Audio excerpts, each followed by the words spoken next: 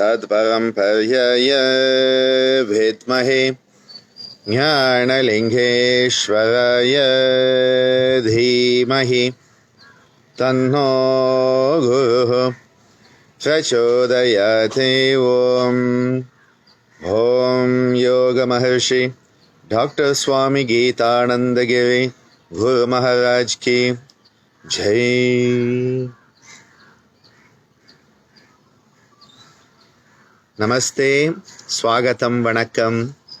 Nice to have you all with me once again today as we go on to the 27th session of our Scintillating Saturdays. We have been looking at the concept of Yoga Drishti, the yogic perspective. And this is what yoga is truly all about. Enhancing our perspective, moving from a limited, finite, individualized view of life to one that is infinite, expansive, and universal. All stress occurs when we look at the small picture. And that is why the left brain activity is activity that is stressful, because it is always looking at the fine details. And as they say, the devil is in the details. Always looking at the fine details and getting worked up about it. Oh my God, this is wrong, that is wrong, what's going to happen, how is this going to happen, what am I going to do, where am I going to go, who's going to kill me, who am I going to kill? You know, you're so caught up with all this nitty-gritty, fine detail that you get stressed out. All the calculation, all the permutations and combinations that come up in your chitta vritti, it only aggravates the stress you feel. When we move into the right brain, we are moving away from being a type A personality into a type B. And whereas the individualized perspective is stressful, the universal perspective is de-stressing. The capacity to move from being stressed to being de-stressed is where the yogic perspective is expanding. We have seen how it is related to the sensory apparatus. We have seen how it is related to the tools of perception, especially through the chitta vrittis that create havoc so that you cannot see things clearly. And today I wanted to go one step further. And Maharishi Patanjali, the master psychologist, Superman Pat, the time traveler, he has given us a beautiful concept called klesha. And the concept of the klesha is foundational to our understanding of our warped perspective. Why is our perspective warped? Well, the kleshas play a huge role.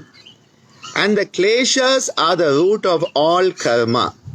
Klesha moola karma shaya, says Maharishi. Klesha moola karma shaya. The kleshas are the root. At the root source, we have the kleshas. And what are these kleshas that distort our perspective, that create a distorted perspective that makes us something we are not, forgetting who we are?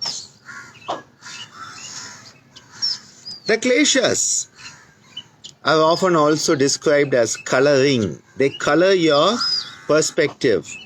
We talk about looking at the world through tinted glasses. If you look at the world through red glasses, the world appears red.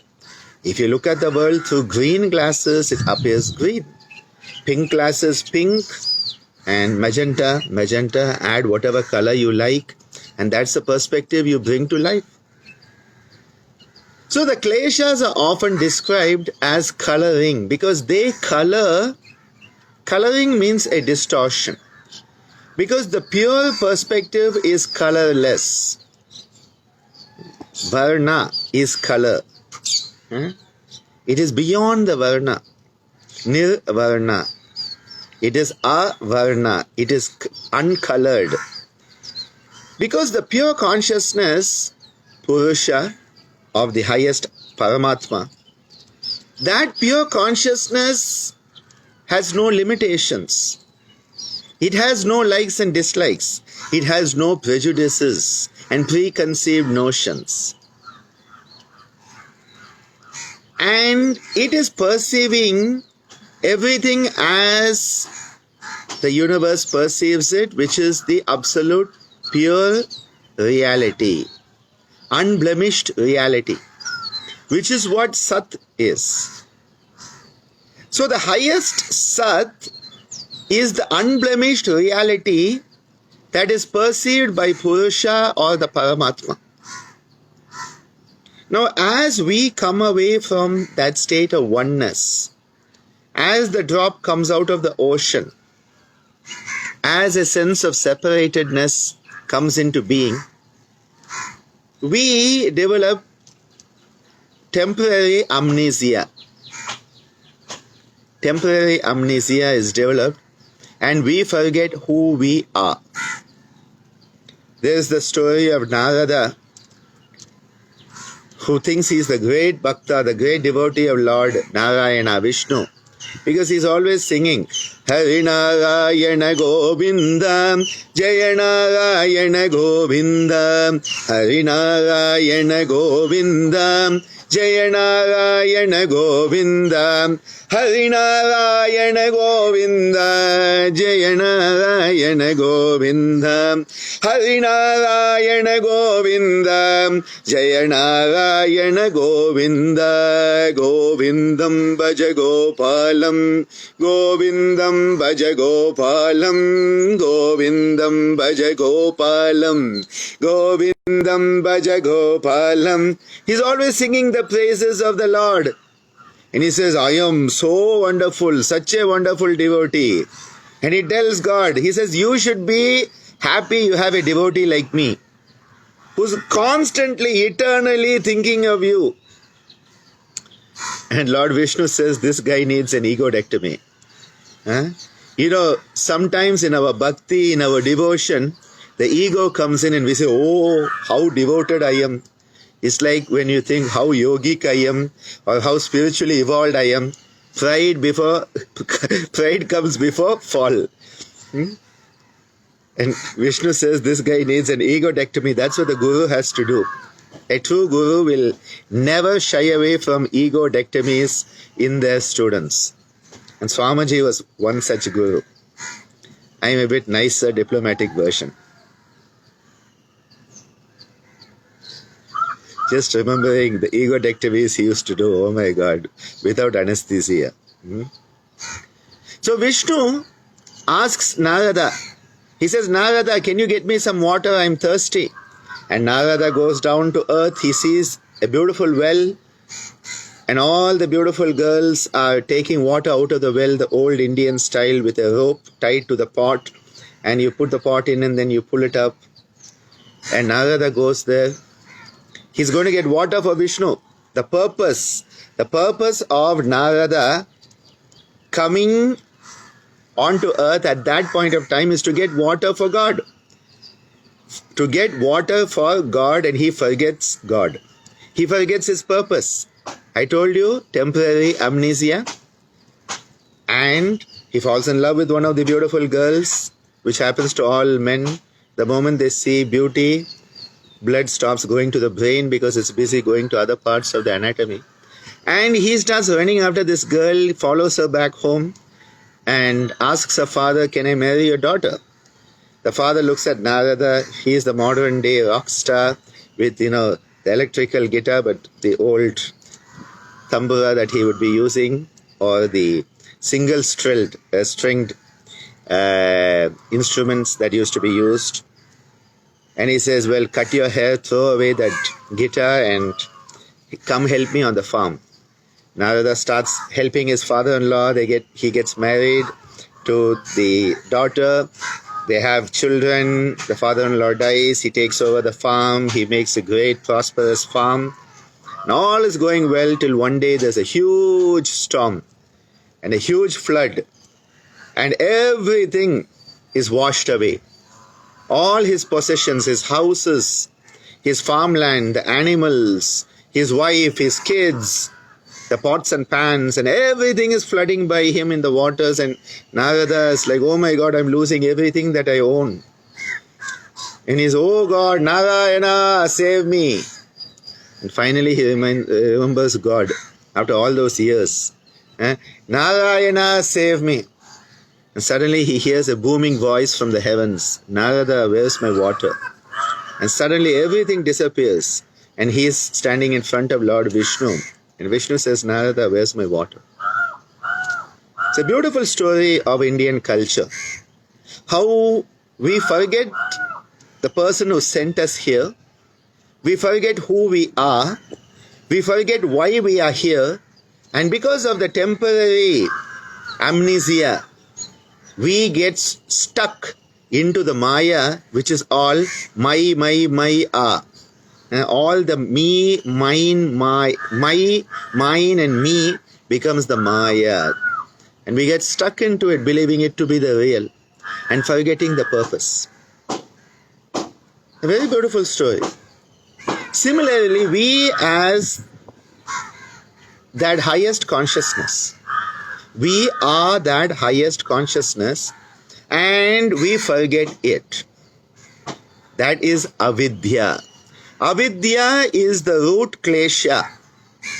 The root klesha where we forget who we are, and because we have forgotten who we are, we start to get into a confused state of knowing. Avidya is not just not knowing. This is something people often forget. They think avidya is ignorance because a one-word translation of avidya is ignorance. But according to Maharishi Patanjali, avidya is not just ignorance, it is confused knowing. There's a big difference. Ignorance can be cleared easily. If somebody doesn't know something, you can easily clear it. But when somebody thinks they know it and they are wrong, it is very difficult to convince them otherwise. If somebody doesn't know something, you can help them know it. But if somebody knows the wrong thing and thinks the wrong thing to be right, God help you, it is going to be a very, very, very, very, very tough journey. And that is why the struggle of humanity occurs. Because avidya is not just not knowing, it is the confused knowing. And Maharishi Patanjali tells us, we perceive the anitya, the impermanent, and we think this is all permanent. I am permanent, this body is permanent, this house is permanent, this world is permanent, everything is permanent. Well, it's all impermanent. Anitya, all the impermanent we think is nitya. Asuchi, all that is impure, we think this is the highest purity. All that is not the self, anatmasu. We think, no, this is who I am, this is what I am, this is the self. So, anitya, asuchi, anatmasu. And dukkha, painful suffering, and we think it is sukha. Sadomasochistic humans we are. Painful suffering, and we mal-identify it to be pleasure and what life is all about. So he says, anitya, asuchi, dukkha, anatmasu. He gives 4 statements. Anitya, the impermanent. Asuchi, that which is impure. Dukkha, that is painful suffering. And anatmasu, that which is not the self. And we confuse it to be nitya, permanent. Suchi, pure. Sukha, pleasure or ease. And atma khyati, the self. And this is what avidya is. Anitya, asuchi, dukkha, anatmasu, nitya, suchi, sukha, atma khyati, avidya. That is what avidya is. And that is why the kleshas are so difficult to deal with, because they are so deep into our very existence. Because our whole perspective, our whole existence is based on a false premise. It is a concocted version of reality. Avidya is creating a concocted version of reality that we believe to be true. Now see, when the whole base is faulty, your foundations are weak, it doesn't matter what you build on it, it is always going to be a struggle.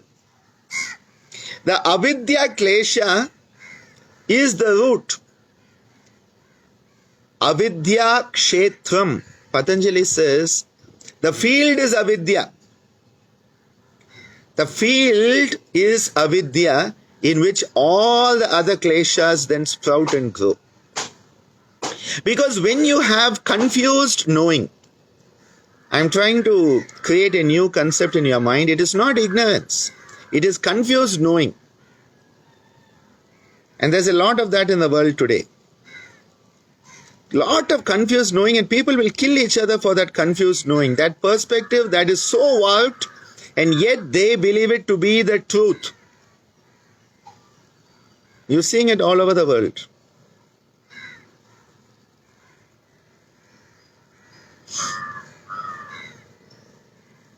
Because of avidya, we develop asmita. Now this asmita is a created artificial version of who we are. So because we have forgotten the reality and we have created a concocted version of reality, now we have created a new identity that is based on the concocted version of reality. So already you know it is a false identity. Mal-identification syndrome. So the first of the kleshas, avidya, is a concocted version of reality, because of which now we have a mal-identification syndrome and we say, I am me. And this me takes on a name, takes on a color, takes on a nationality, takes on a religion, all artificial constructs. All artificial constructs. And with these artificial constructs created by the mal-identification syndrome, the asmita, now this created me has likes and dislikes. The real me, the universe, has no favoritism. There are no prejudices, no discrimination in the universal perspective. But as this artificially created me, this artificial created me, which is asmita, now has the likes and the dislikes. Raga and dvesha. Sukhanushayi ragaha. That which pulls you because you think it gives you pleasure is raga. Sukha anushayi. Sukhanushayi ragaha. And dukkhanushayi. That which you think gives you suffering and pain is dvesha. So you say, I don't want that because it is too painful. I don't like that. I am allergic to it. Dukkha. I like that. I want more of it. Sukha. That is raga. And the raga, dvesha are constantly then pulling you off balance. Because it doesn't matter whether you like something or you dislike something. It doesn't matter whether you like someone or dislike someone, like an event, don't like an event, approve of it, disapprove of it. You are constantly being pulled off your midpoint of balance. Your steady state of balance is being disrupted by the pulls and the pushes of raga dvesha. And the raga dvesha, the likes and dislikes, they start to drive every action we do. So everything we perceive Every thought we have as a result of the perception, every word we say as a result of that perception, every action we do as a result of that perception. Remember, the perception itself is faulty. You have ended up making a mess because of faulty perspective. Faulty perception leading to faulty thinking, faulty communication, and faulty action. How can anything come right out of that?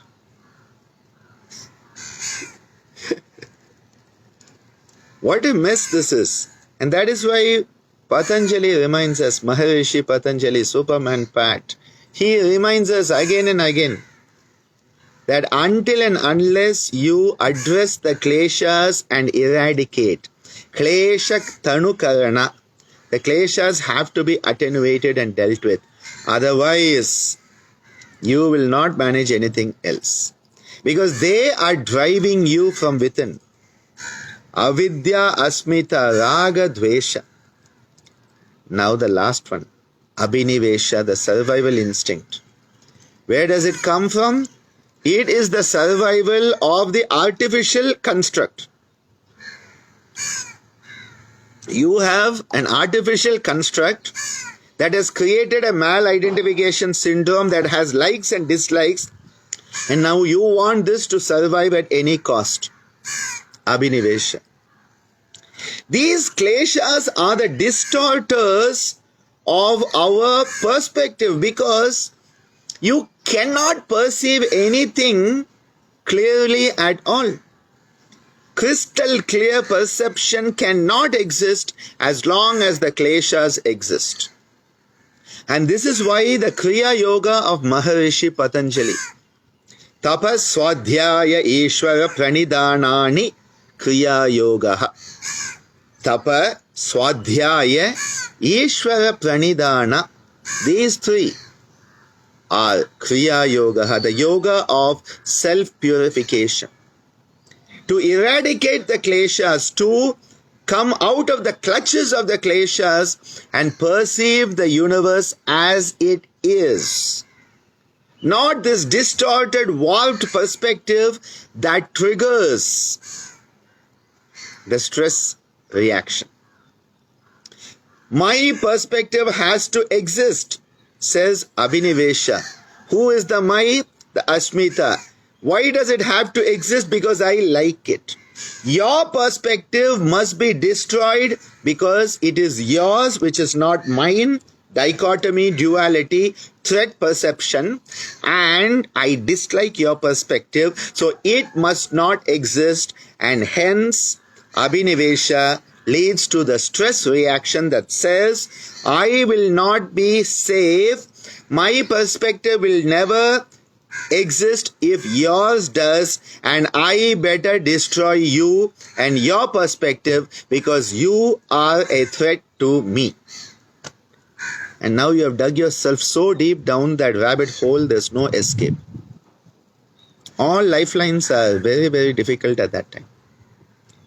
This is why the yoga drishti, the yogic perspective, moves from my perspective to our perspective. We need to move from you or me, to you and me. We need to move from this or that to this and that. Because the moment you start to open yourself to other perspectives, the moment you start to open yourself to other perspectives, other viewpoints, you expand your perspective. And you move out of the klesha-driven, my perspective must survive because I am right and you are wrong. No. I can also be right, you can also be right at the same time. I can also be wrong and you can also be wrong at the same time. This is where the Viveka Khyati, the Viveka, which is the higher discerning intellect, needs to be worked on in yoga. It is not just about what happens in the body, it is what happens up in the higher level of our consciousness. discerning intellect, that Viveka Khyati, has to be awakened so that we are able to have an expansive, all-inclusive perspective. The Yoga Drishti is an expansive, all-inclusive perspective. And in that perspective, we can all coexist together. It is the eco-logical perspective as opposed to the ego-logical perspective. The ego-logical perspective says, I am the most important thing on this planet, and even if the rest of the planet gets destroyed, it is okay as long as I survive. Ego-logical. And the logic will find a way to make that happen. Eco-logical says we can all coexist. All of us, 7 billion plus human beings on this planet, can coexist. All cultural attributes can coexist. All points of views can coexist. All beings can coexist. And the whole world becomes one family. Vasudhaiva Kudumbakam. If the whole world is one family, where is the duality? Where is the you versus me? Where is the me or you? Vasudhaiva Kudumbakam Yadum Ure Yavaram Kelir, says the great Tamil culture. Yadum Ure. Every place is my place. Every town is my town. Yavaram Kelir. All people are my people. Every place is my place. Every people is my people. That is the Yadum Ure Yavaram Kelir. Vasudhaiva Kudumbakam. Sarve Bhavantu Sukhinaha. May all beings be in Sukha. Sarve Bhavantu Sukhinaha. Sarve Santu Niramaya. May all beings be without suffering. Sarve Bhadrani Pashyantu. May all have goodness, auspiciousness, and have prosperity. Sarve Bhadrani Pashyantu. Ma kaschid dukkha bhag bhavet. May we move from dukkha, suffering that is self-inflicted suffering. What a beautiful expansion is coming with the Yoga Drishti, as opposed to the Yoga Drishti, that is me, and nothing but me, and after me, the deluge. After us, the universe will be quite good anyway. Don't worry, it will all continue.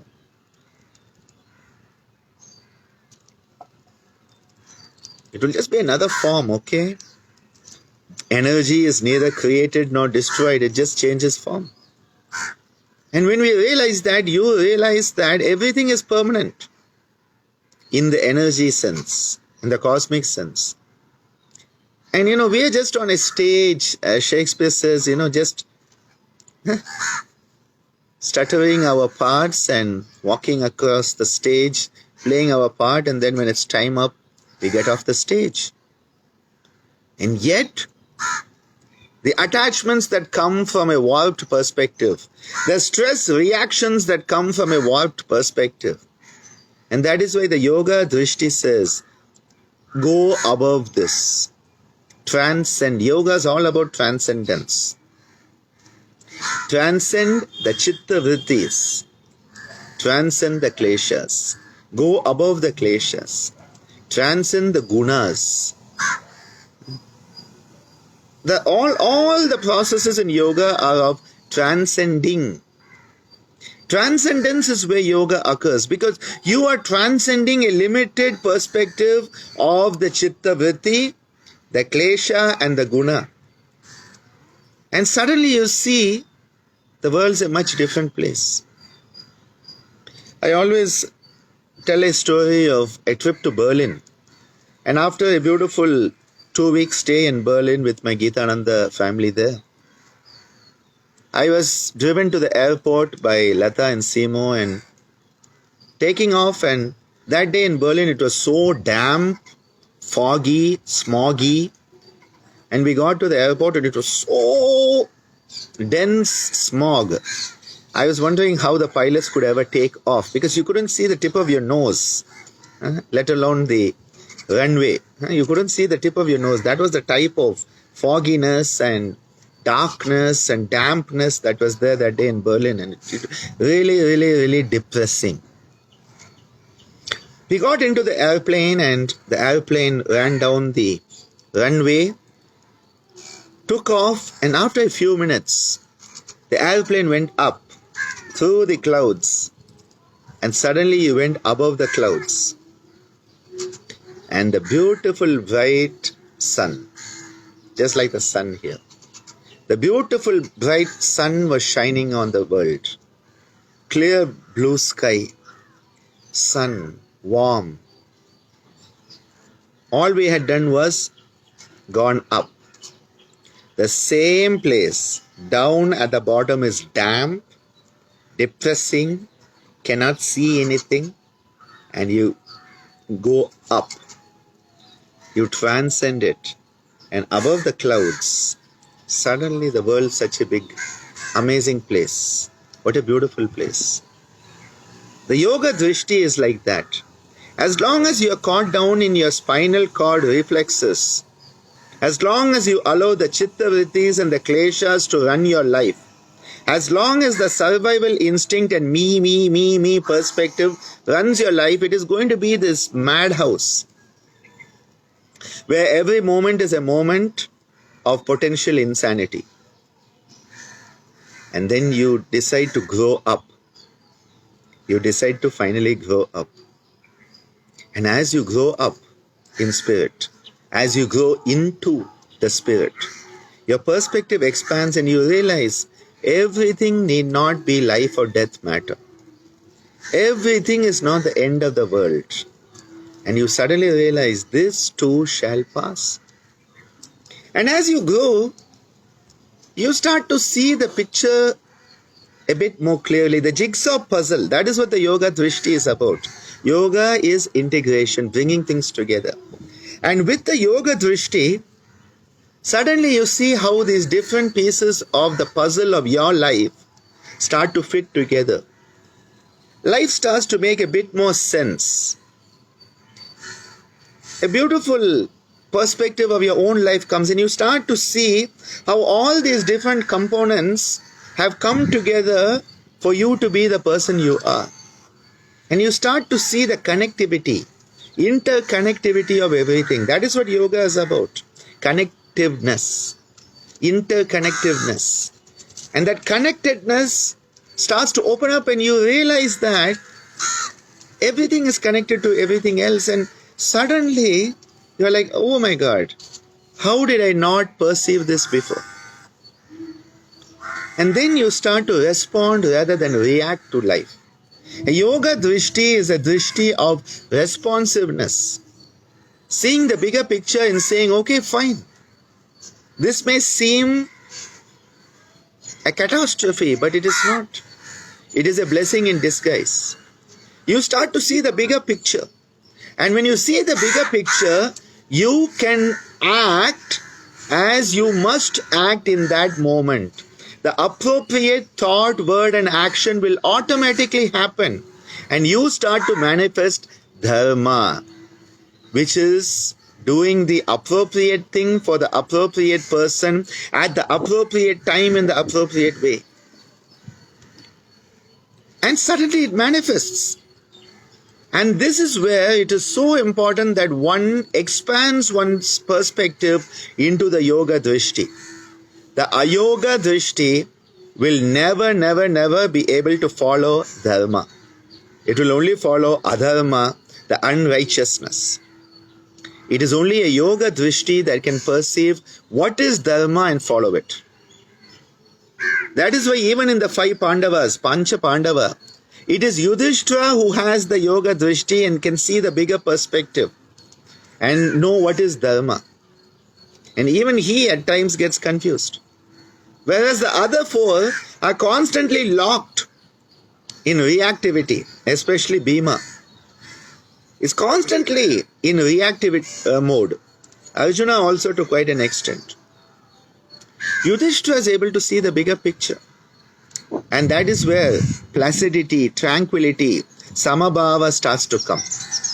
And as Lord Krishna reminds us in the Bhagavad Gita, the highest state that we need to develop as a human being is samabhava, equanimity. Equanimity in the face of any circumstances. You know, Rudyard Kipling's If talks of the same thing. If you can treat both fame and misfortune the same and realize both are impostors, Lord Krishna says the same thing. Siddhya asiddhayo. In success, siddhya asiddhayo. In failure, siddhya asiddhayo samabhutva. Having an equanimity towards success and failure. Siddhya asiddhayo samabhutva samatvam yoga uchyate. And for that to happen, yogastha kurkarmani sangam, your every thought, word and action should be done in a state of yoga. That is, the yoga drishti has to come alive in your thought, word and action. Yogastha kurkarmani sangam tyaktva dhananjaya siddhya asiddhayo samabhutva samatvam yoga uchyate. That is what the yoga drishti is. I think that is enough for today. We'll continue with different topics on Saturday mornings. We are coming to the conclusion of our Satsanga 999 this week with the 9th session.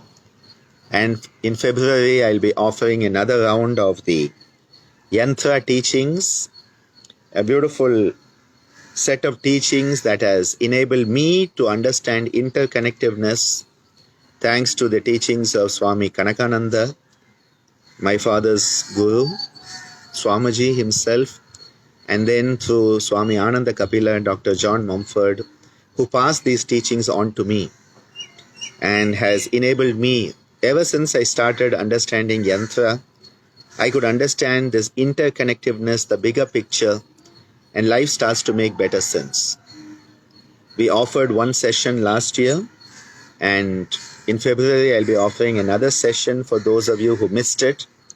And those of you who attended the first one, you're always welcome to join the second, because I can never teach the same thing the same way, because you can never enter the same river twice, they say. You can never enter the same river twice, because every time you teach, every time you explore, a new vista, a new perspective opens up. And so in February, we'll be doing that. We also will be having a celebration on 2nd February with all-night chanting. Normally here we used to do the all-night chanting, and in the morning on the 3rd do a homa, a havan for Swami Kanakananda Bhrigu Guru Maharaj. This year we will be doing an online relay of the Om chanting, and Sangeeta and Padma are on the ball. They are sending off emails to invite all of you to be part of it. We will start with Satsanga, where I will tell some stories of Swami Kanakananda and the tradition. And then we will have the Om chanting from around 9 o'clock Indian time at night till 6 a.m. the next day morning. And then we will have the Homa. And then on the 3rd, we will be restarting the in-person classes at Yoganjali Natyalayam, which have been shut down during the lockdown. We are going to be restarting some of the classes at Yoganjali, and also some of the classes at IC Vaya. I felt it would be a good day. Swami Kanakananda Bhrigu is the guru of my father, Swami Geetananda, and the source of all the actual yoga teachings that we have. All the techniques, all these concepts come from Kanakananda Guru Maharaj. The Kamli Swami Parampara is more a spiritual approach, the Saiva Siddhanta approach that was then brought together with this. But the actual teachings are from Swami Kanakananda, from his guru Swami Vividishananda, who got it from his guru Swami Purnananda, and goes all the way up to the great Rishi Bhrigu himself. So the great Bhrigu Rishi on one side, the great Rishi Agastya on the Saiva Siddhanta side. Well, when we look back at the spiritual ancestors, we realize what a great dharma we have to follow where we are, sharing these teachings, because sharing is caring. Let us close at this point. Om Loka Samasta Sukhino Bhavantu Sarve Janaha Sukhino Bhavantu. Om Shantihi Shantihi Shantihi. Om. See you all later, whenever that is. Dhanyavadaha, Nandri. Thank you.